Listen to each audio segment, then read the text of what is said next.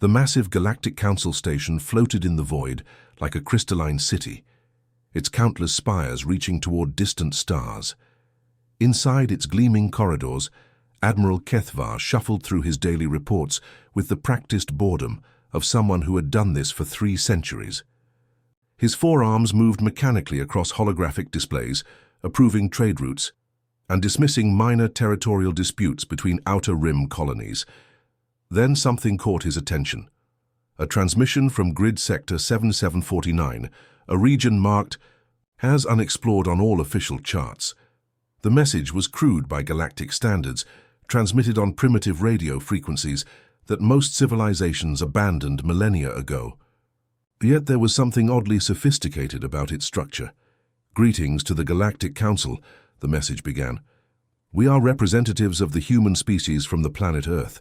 We have recently achieved faster-than-light travel and respectfully request an audience to discuss our potential membership in your organization." Kethvar's secondary eyes widened slightly.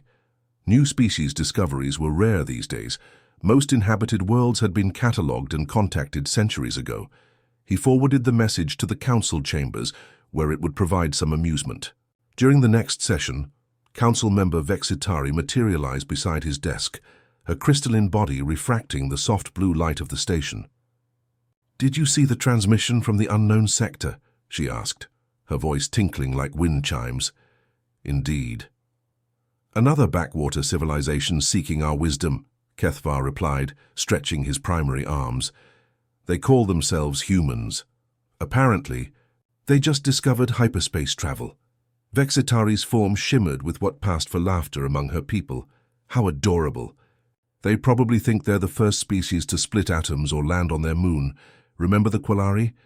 They arrived here convinced they had invented agriculture." The news spread quickly through the station's social networks. Within hours, delegates from dozens of species were placing bets on how long it would take these humans to beg for protective status. The Zentorians wagered they would request military aid within 1 meeting. The Morphic Collective bet on immediate technology, transfer requests. Even the usually serious mechanoids programmed themselves to find humor in the situation. Light years away, Ambassador Lee Hana stood on the bridge of humanity's newest diplomatic vessel, watching the swirling patterns of hyperspace through the main viewport. Her dark eyes reflected the strange lights as she reviewed her mission briefings one final time.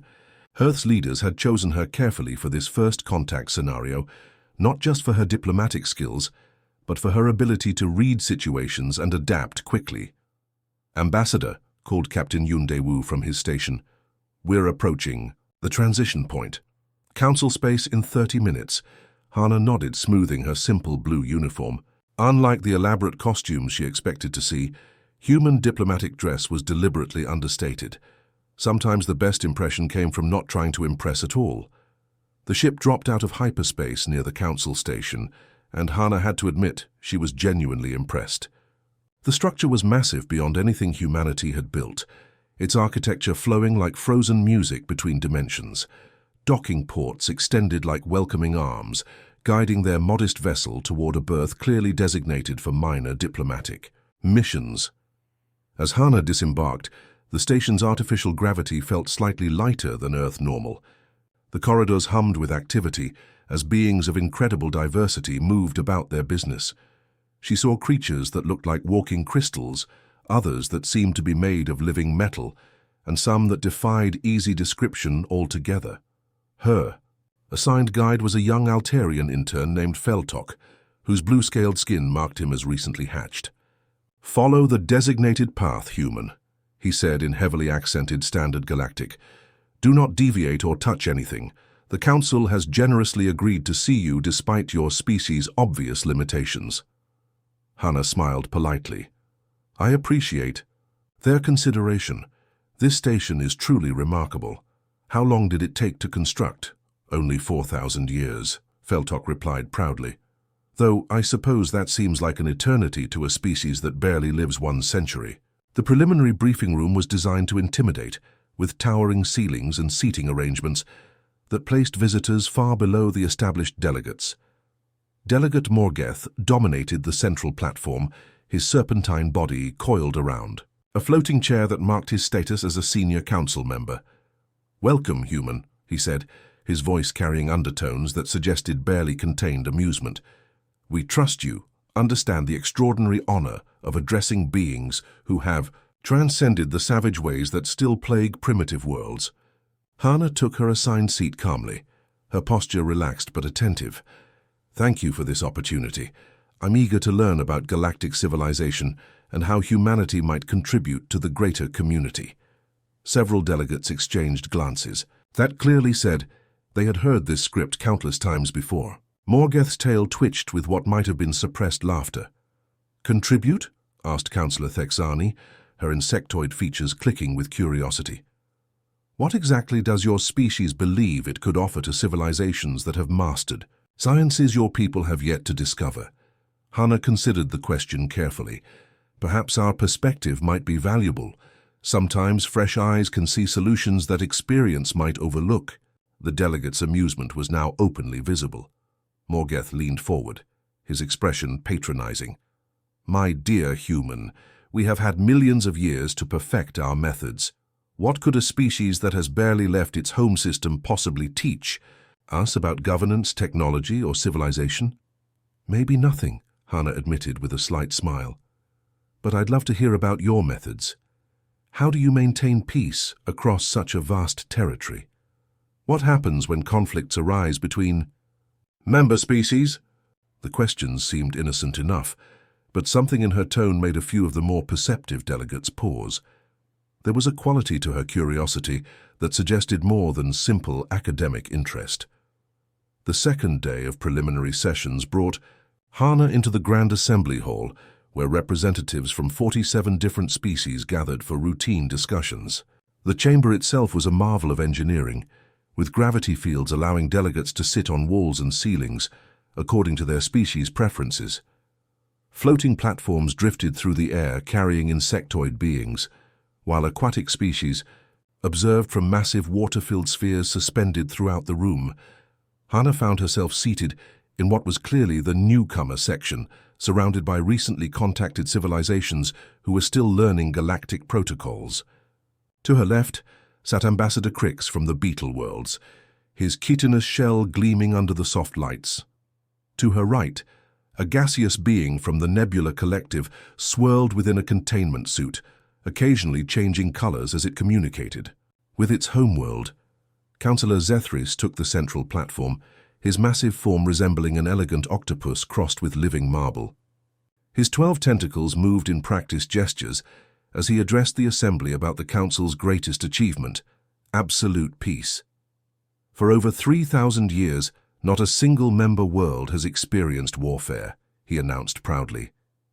"We have transcended the primitive need for violence through enlightened cooperation and mutual understanding."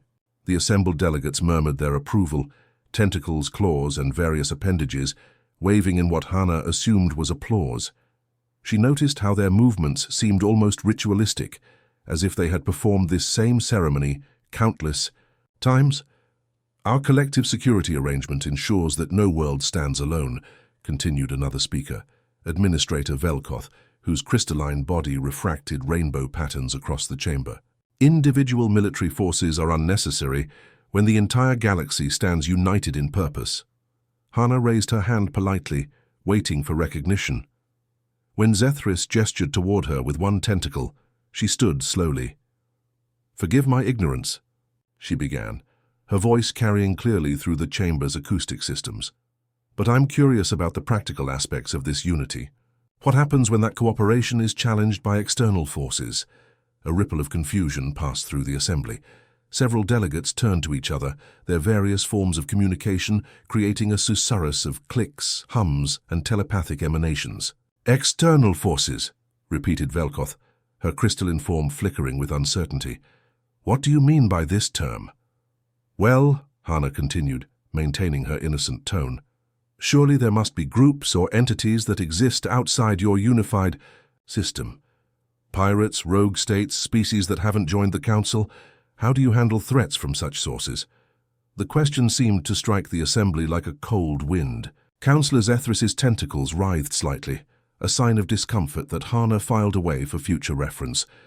Such irregularities are managed through diplomatic channels, he finally replied. Civilized beings can always be reasoned with through proper negotiation. And if they can't be reasoned with, Hana pressed gently. The silence that followed was deafening. Some delegates actually seemed to struggle with the concept, their advanced minds apparently having difficulty processing a scenario they had never seriously considered. Meanwhile, aboard humanity's diplomatic vessel, Commander Kim Tae-ho monitored every word through carefully concealed listening devices. His bridge crew worked quietly at their stations, their instruments painting a detailed picture of the Council Station's defenses and capabilities. "Sir," reported Lieutenant Park Soo-jin from the tactical station, "I've completed the security analysis. Their defensive systems are impressive but predictable. Everything follows standard protocols with no deviation for unexpected scenarios." Tae-ho nodded grimly as he reviewed the data. The station's shields were powerful, but configured for asteroid impacts and cosmic radiation, not hostile action. Their weapon systems appeared to be primarily ceremonial, designed more for display than actual combat effectiveness. "Look at their patrol patterns," whispered Sergeant Han Ji-woo from the intelligence station. "They follow the same routes every cycle. No randomization, no tactical awareness. It's like watching a parade instead of a security operation." Back in the assembly hall, Hana continued her gentle probing. "I notice your security forces seem quite formal. Do they train for combat scenarios, or do they focus more on ceremonial duties?" Admiral Kethvar, who served as the Council's military coordinator, seemed genuinely puzzled by the question. "Combat scenarios? Ambassador, I fear you misunderstand our evolved state. Our security personnel are trained in crowd management, ceremonial protocols and emergency evacuation procedures. Combat training would be primitive." "Of course," Hana agreed smoothly. "But surely your historical records contain information about how conflicts were resolved in the past, before this golden age of peace." "Ancient history," dismissed Councillor Yarthek, his reptilian features showing mild distaste. "We have moved beyond such barbaric methods. Modern civilization has no need for such knowledge." The human ambassador nodded thoughtfully, making mental notes about each revelation. Around her, the other new species representatives seemed equally surprised by these answers, though most appeared relieved rather than concerned. "Your wisdom is impressive," Hana said diplomatically. "On Earth, we still maintain detailed studies of historical conflicts, believing that understanding our past helps us appreciate our present peace." "How quaint," murmured Delegate Morgeth. "Though I suppose younger civilizations often cling to their violent histories before achieving true enlightenment." As the session continued, Hana asked about supply line protection, emergency response protocols, and crisis management procedures. Each answer revealed the same pattern. The Council had optimized everything for continued peace and cooperation, with no serious consideration for scenarios involving actual threats. Their logistics systems were efficient but fragile, designed for predictable trade routes rather than emergency situations. Their communication networks were sophisticated but centralized, creating potential single points of failure. Most telling of all, their leadership had no experience making decisions under pressure, having spent centuries in comfortable committee meetings and ceremonial functions. Lieutenant Park Soo-jin's voice crackled softly through Hana's earpiece. "Ambassador, we're detecting some unusual energy signatures from the outer system. Multiple contacts, but they're staying just beyond our sensor range." Hana's expression didn't change, but she subtly touched her collar to acknowledge the message. Around her, the delegates continued their comfortable discussions about trade agreements and cultural exchange programs, blissfully unaware that something was watching them from the darkness between stars. The irony wasn't lost on her. Here sat the most advanced civilizations in the galaxy, species that had mastered faster-than-light travel, energy manipulation, and interdimensional physics. Yet they had forgotten the most basic lesson that every species on Earth had learned through bitter experience. Peace was not a natural state, but a precious condition that required constant vigilance to maintain. As the session ended, and delegates began filing out to their various social functions, Hana remained seated, observing how they moved with the casual confidence of beings who had never known true danger. Their advanced technology had given them everything except the wisdom to prepare for the unexpected. The Grand Council chamber fell silent as the ceremonial chimes announced the formal session. Thousands of beings from across the galaxy filled the vast amphitheater, their diverse forms creating a living tapestry of galactic civilization. Floating platforms carried delegates who preferred aerial positions, while others remained submerged in specialized atmospheric bubbles. The chamber's acoustics were perfect, ensuring that every word would reach every corner of this magnificent space. Hana walked steadily toward the central speaking platform, her simple human attire stark against the elaborate costumes and natural magnificence of the other species. The platform rose slowly, elevating her to address the assembly from the traditional position of honor reserved for those seeking council membership. She looked out across the sea of alien faces, some familiar.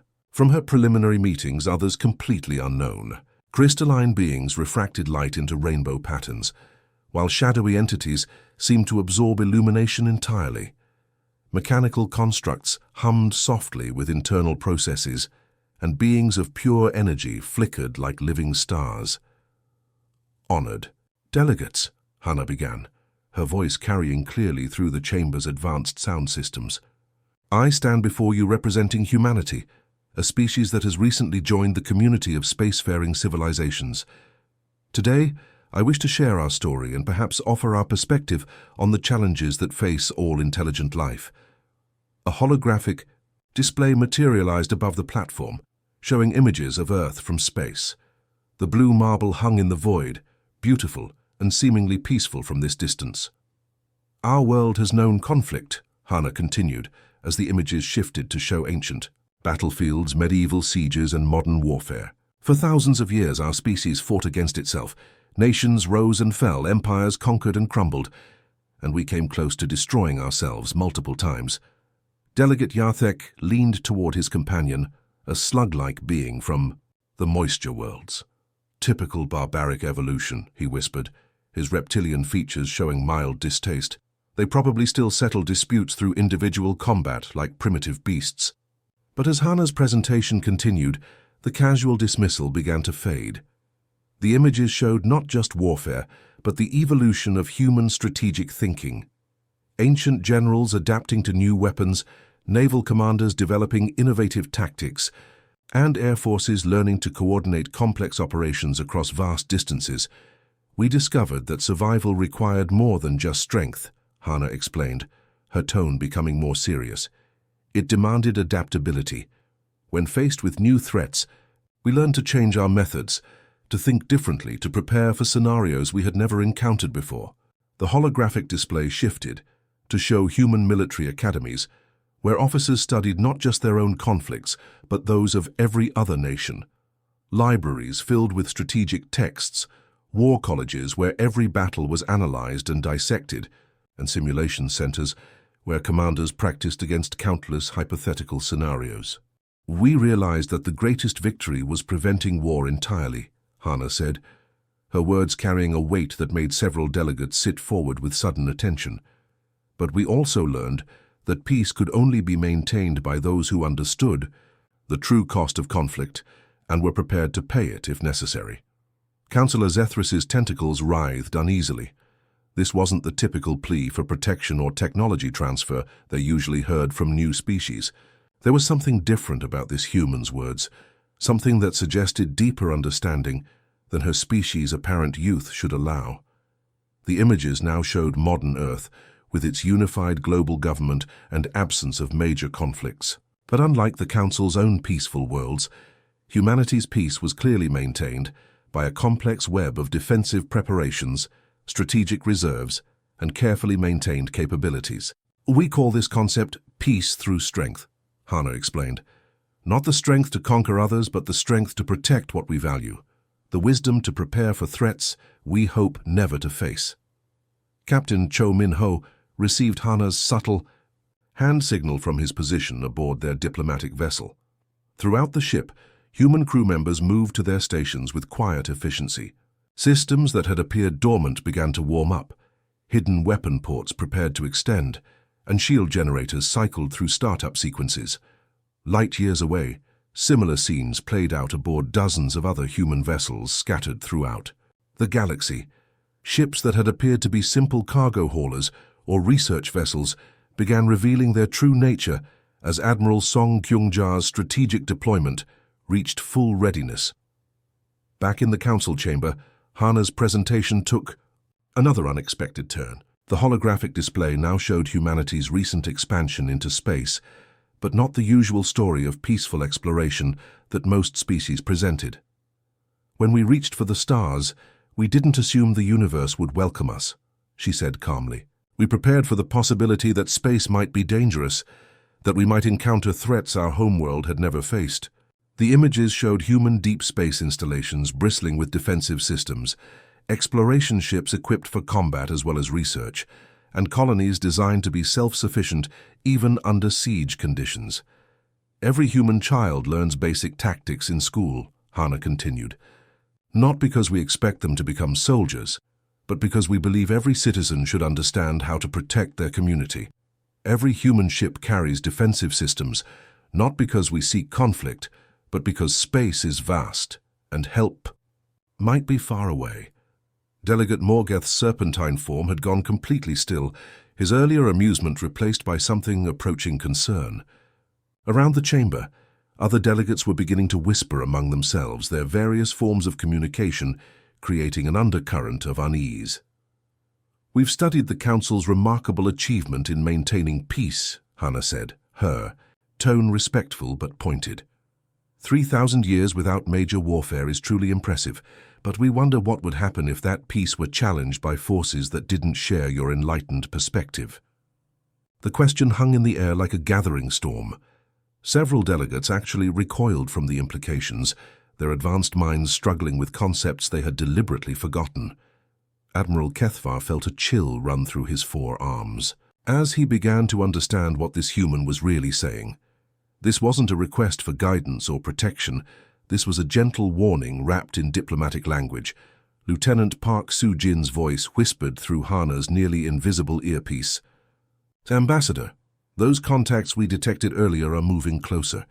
Configuration suggests hostile intent." Hana's expression didn't change, but she touched her collar briefly to acknowledge the message. Around her, the most advanced civilizations in the galaxy continued their comfortable discussions, unaware that the universe was about to test everything. They believed about peace, security, and the price of survival. "Perhaps," Hana concluded quietly, "it's time for the galaxy to remember that some lessons can never be safely forgotten." The piercing wail of emergency alarms shattered the peaceful atmosphere of the council chamber, like glass breaking in a cathedral. Red warning lights bathed the assembled delegates in crimson shadows as automated systems began their emergency protocols. The massive holographic displays that had been showing Hana's presentation flickered and died, replaced by tactical readouts that most delegates hadn't seen in centuries. "Priority alert. Multiple hostile contacts detected." The station's artificial intelligence announced in 17 different languages simultaneously. "All vessels in proximity are ordered to maintain position and await security escort." Admiral Kethvar's forearms moved frantically across his command console as data streams flooded his displays. His primary eyes widened in disbelief, while his secondary pair focused on tactical information that made no sense. "Impossible," he gasped, his voice carrying across the suddenly chaotic chamber. "Our long-range sensors should have detected any approaching fleet hours ago. How did they get so close?" The answer came in the form of 30 sleek warships, materializing from hyperspace in perfect attack formation, their hulls bearing the crimson skull emblem of the Kethmoran Syndicate. These weren't the crude raiders that occasionally troubled outer rim colonies. This was the Syndicate's primary battle fleet, led by ships that had been stealing advanced technology for decades. Warlord Thakmor stood on the bridge of his flagship, the Bloodfang, his scarred features twisted into a savage grin. His species, the Kethmorans, had been outcasts from galactic society for over 1,000 years, surviving through piracy and conquest, while the Council's member worlds grew soft and complacent. "Today we prove that your so-called civilization is built on weakness," he roared to his crew. "The Council station contains the wealth of 1,000 worlds, and today it becomes ours." The pirate fleet moved with predatory grace, their ships, designed for one purpose: overwhelming violence. Unlike the elegant vessels of Council member species, these were brutal machines of war, bristling with weapons taken from defeated enemies and improved through bitter experience. In the Council chamber, panic began to spread, as delegates who had never faced real danger struggled to comprehend what was happening. Crystalline beings shattered from stress. Gaseous entities swirled in confused patterns, and even the usually calm mechanical constructs emitted error codes as their programming failed to account for this scenario. Admiral Kethavar's security fleet responded with the precision they had drilled for centuries, but it was precision designed for parades rather than battle. 12 Council vessels moved into standard defensive formation, their crews following protocols that assumed enemies would behave according to civilized rules of engagement. "This is Admiral Kethavar of the Galactic Council Defense Force," he transmitted on standard diplomatic frequencies. "You are in violation of numerous galactic treaties. Withdraw immediately or face the consequences." Thakmor's laughter echoed across the communication channel. "The only consequence will be your destruction, Admiral. Your pampered crews haven't fired a shot in anger for 3,000 years.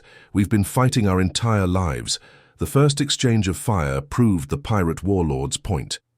The Council ships opened with precise, measured volleys, designed to disable rather than destroy, following engagement protocols that emphasized minimal casualties and proportional response. The pirates answered with devastating barrages aimed at critical systems, seeking maximum damage in minimum time. 2 Council vessels immediately lost shields and weapons, their crews stunned by the sheer brutality of the attack. A third ship found its engines disabled by a perfectly placed torpedo strike that no civilized enemy would have attempted. "They're not following proper combat protocols," reported one of Kethavar's subordinates, his voice high with confusion. "They're targeting life support systems and bridge sections." "Of course they are," Hannah said quietly from her position on the speaker's platform. Her calm voice cut through the chaos like a blade. "They're trying to win." She touched her collar, communicator with steady fingers. "Captain Cho, you have permission to assist." "Understood, Ambassador," came the immediate reply. "All stations, combat alert, this is not a drill." The transformation was instantaneous and shocking. What every delegate had dismissed as a simple diplomatic transport suddenly revealed its true nature. Hidden armor plating slid into position, weapon ports opened along the hull like predatory eyes, and shield generators blazed to life with power levels that dwarfed anything the Council fleet could produce. Captain Cho Minho stood on his bridge surrounded by a crew that had trained for this moment their entire careers. Unlike the Council forces, these were soldiers who understood that survival often depended on doing terrible things to prevent even worse outcomes. "Target assessment complete," reported Lieutenant Jung So-young from the tactical station. "Enemy formation shows standard pirate pack tactics. They expect us to behave like the Council fleet." "Then let's disappoint them," Cho replied grimly. "All weapons hot, defensive pattern Omega. Show them what humans learned about space combat." The human warship moved like a hunting shark through the battle zone, its acceleration and maneuverability shocking the watching delegates.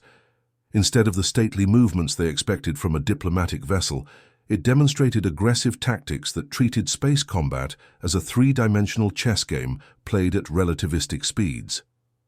The pirates noticed immediately. "What is that ship?" demanded Thakmor, as his sensors tried to make sense of the human vessel's capabilities. "Those aren't standard Council specifications." His answer came in the form of precisely targeted energy beams that disabled the weapon. Systems of 2 pirate vessels in less than 30 seconds. The human ship had studied each enemy vessel during the opening moments of battle, identified their weak points, and struck with surgical precision. "Impossible," snarled the pirate warlord. "No Council ship moves like that." Lieutenant Park Soo-jin coordinated point defense systems with an efficiency that made the watching Council officers question everything they thought they knew about space combat. Her fingers danced across holographic controls, managing dozens of weapon systems simultaneously, while analyzing enemy movement patterns and predicting their next moves. "Sir," she reported calmly, "their formation assumes we'll maintain defensive positions. Permission to demonstrate why that's a mistake?" "Granted," Cho replied. "Show them what happens when prey becomes predator." The human vessel suddenly accelerated, directly toward the pirate formation, its shields absorbing incoming fire, while returning devastatingly accurate shots. Instead of the predictable defensive tactics the pirates expected, they found themselves facing an opponent that thought several moves ahead and adapted to changing circumstances with frightening speed. Within minutes, 3 pirate vessels were drifting helplessly with disabled engines and weapons. 2 others had been forced to retreat after taking critical damage. The remaining ships found themselves outmaneuvered by an enemy that seemed to anticipate their every move. The council delegates watched in stunned silence as their preconceptions about human capabilities crumbled before their eyes. This wasn't the desperate struggle of a primitive species. This was the calculated application of military science by beings who had never forgotten that the universe could be a very dangerous place. Admiral Kethvar stared at his tactical displays in amazement. The human ship was doing things his own. Vessels couldn't match, using strategies his academy had never taught, and achieving results that challenged everything he thought he knew about space warfare. "How?" he whispered, his voice barely audible above the sounds of battle. Hana's quiet reply carried clearly through the chamber's acoustic system. "We never stopped learning how to fight." The silence that followed the battle was profound and unsettling. Emergency lights still bathed the council chamber in crimson hues, but the frantic alarms had ceased their wailing. Smoke drifted from damaged consoles, while automated repair systems worked to restore the station's normal operations. The air itself seemed thick with the weight of changed perceptions. On the massive tactical displays, the aftermath of the battle played out in stark detail. Debris from disabled pirate vessels slowly tumbled through space, while their surviving ships limped away into the darkness, their proud formations broken and scattered. The Council's own security fleet hung motionless in space, their crews stunned into inactivity by what they had witnessed. But most shocking of all was the human vessel, floating serenely among the wreckage like a predator that had finished its hunt. Its weapons had retracted, its shields had dimmed to normal levels, and it appeared once again to be nothing more than a modest diplomatic transport. Yet everyone in the chamber now knew better. Councillor Zethris was the first to break the silence, his 12 tentacles trembling as he struggled to process what had just occurred. His species had ruled star systems when Earth was still covered in primitive forests, yet he felt like a child trying to understand concepts beyond his experience. "How?" he whispered, his voice barely audible through the chamber's communication. "Systems. How did a single vessel accomplish what our entire fleet could not?" The question hung in the air like a challenge to everything the Council believed about technology, tactics, and the nature of civilization itself. Around the chamber, delegates who had spent centuries secure in their superiority now found themselves questioning assumptions they had never thought to examine. Hana remained standing on the speaker's platform, her posture relaxed despite the chaos surrounding her. When she smiled, it was with the gentle expression of someone explaining a simple truth to confused children. "We never forgot that peace is a luxury that must be defended," she said, her words carrying clearly to every corner of the vast chamber. "While you achieved unity through comfort and mutual agreement, we achieved it through necessity and hard-won wisdom." Admiral Kethvar's forearms moved frantically across his tactical console, replaying the battle footage again and again. Each viewing revealed new details that challenged his understanding of space combat. The human ship had moved with purpose and precision that spoke of extensive training and preparation.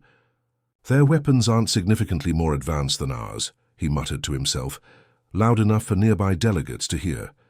"But their application, their tactics, their coordination, it's like watching artists paint with instruments of war."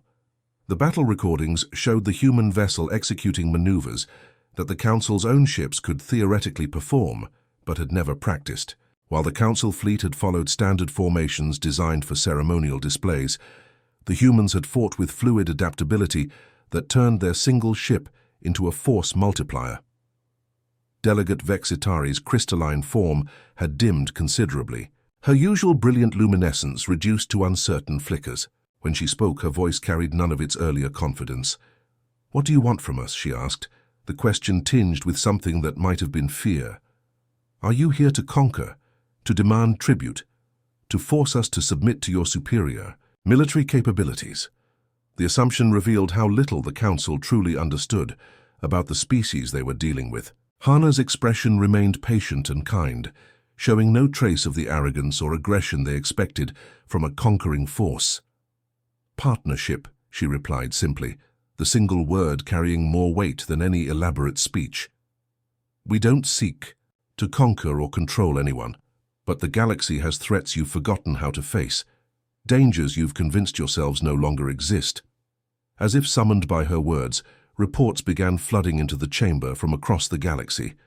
Intelligence services that had been dormant for centuries suddenly activated, revealing information that painted a troubling picture of galactic security. The Outer Rim colonies, those worlds the Council considered too insignificant to merit full attention, had been forming defensive alliances for decades, not with the Council but with the mysterious humans who had appeared in their space offering protection and trade agreements. The mining world of Kepler 442b signed a mutual defense pact with humanity 6 months ago, reported one intelligence analyst, his mechanical voice betraying no emotion despite the shocking nature of his words. Similar agreements exist with 17 other systems. The agricultural colonies in the Vega sector have been receiving human military advisors, added another report. Their defensive capabilities have increased by 300% in the past year. The implications were staggering. While the Council had been conducting its comfortable ceremonies and routine diplomatic missions, humanity had been quietly building a network of alliances that spanned significant portions of the galaxy. These weren't primitive worlds begging for protection but strategic partnerships between equals. Commander Kim Tae-ho's voice suddenly crackled through the chamber's communication system, his transmission clearly directed at Hana but audible to everyone present. "Ambassador, we're receiving status reports from our fleet positions. Should I inform the Council about our current deployment status?" The question sent a chill through the assembled delegates. Admiral Kethvar's primary eyes widened as the implications hit him like a physical blow. "What fleet?" he demanded, his voice rising with something approaching panic. "Our sensors show no additional human vessels in this system." Hana's smile widened slightly, transforming from gentle patience to something that might have been predatory amusement. When she spoke, her voice remained calm and conversational, but her words carried the weight of a revelation that changed everything. "The 47 warships currently positioned throughout this system," she said matter-of-factly. "We hoped we wouldn't need them, but we've learned that hope is not a strategy." The tactical displays suddenly came alive with new contacts as human vessels dropped their stealth systems and revealed themselves. They had been there all along, invisible to the Council's sensors, positioned at strategic points throughout the system, like pieces on a vast chessboard. The ships that appeared were not the modest vessels the Council had expected. These were purpose-built warships, sleek and deadly, their hulls bearing the subtle marks of a species that had never stopped preparing for war. Each vessel was positioned to control a vital approach route or defend a critical installation. Counselor. Yarthek's reptilian features had gone pale as the full scope of humanity's capabilities became clear. "How you could have destroyed us at any time," he whispered, his voice thick with the realization of how completely they had been outmaneuvered. "Yes," Hana agreed simply. "But destruction was never our goal. We came here offering partnership, hoping to find allies who shared our commitment to protecting civilized worlds from those who would destroy them." The chamber fell silent once more as the assembled delegates struggled to process this new reality. Everything they had believed about their own superiority, about the nature of galactic civilization, about the relationship between technology and power, had been proven wrong in the span of a single day. Admiral Kethvar slowly rose from his command station, his forearms hanging at his sides in a gesture of submission that his species had not used in over 1,000 years. "What happens now?" he asked quietly. Hana stepped down from the speaker's platform, her movement graceful and unthreatening despite the awesome power she represented. When she spoke, her voice carried the warmth of someone offering friendship to former strangers. "Now we learn from each other," she said. "You've built something beautiful here, a civilization based on cooperation and mutual respect. We'd like to help you protect it." She paused, looking around the chamber at faces that reflected a dozen different species, but shared the same expression of stunned understanding. "The universe is vast and full of wonders, but it's also dangerous. There are forces out there that don't share your enlightened values, threats that diplomacy alone cannot address. We offer our strength not to rule, but to serve alongside you in defending what we all believe is worth preserving." The delegates sat in contemplative silence, each processing the implications of this offer in their own way. The comfortable certainties of their old world had been shattered, but in their place stood the possibility of something stronger, more resilient, and ultimately more secure. As the emergency lights finally dimmed and normal illumination returned to the chamber, it was clear that the galaxy would never be the same. The age of comfortable isolation was over, replaced by a new era where strength and wisdom would walk hand in hand toward an uncertain but hopeful future. The Council had learned that day that true peace required not the absence of strength, but the wisdom to use it properly, and in the humans they had found teachers who understood that lesson better than anyone. The end.